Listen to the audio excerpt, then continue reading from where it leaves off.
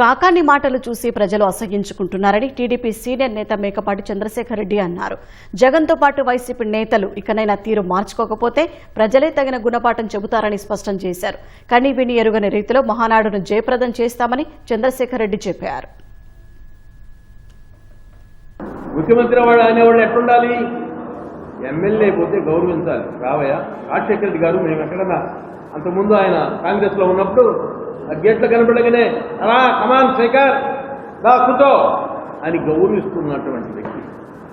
ఇది అది కాదు, ఎమ్మెల్యే కాదు, వాళ్ళ ఆయన కాదు, వాళ్ళ తాత కాదు, ఇంకా ఆయన మించిన వాళ్ళు కాదు, ఏజ్డ్ పర్సన్స్ ఎవరు పోయినా నిలబెట్టాల్సిందే, మాట్లాడాల్సిందే. కానీ కూర్చోమనే పద్ధతి కూడా లేకుండా ఆయనకన్నా నేను చాలా పెద్దోడిని, మా వాల్యూస్ కాపాడాలి, నీ బాధ్యత అది.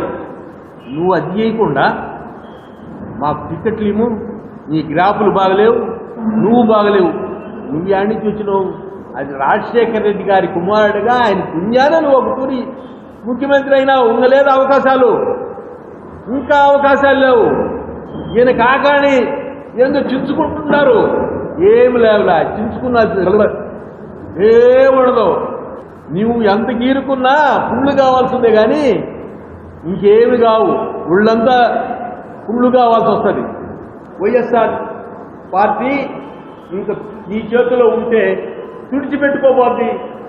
29లో కూడా అదే గతి పడుతుంది.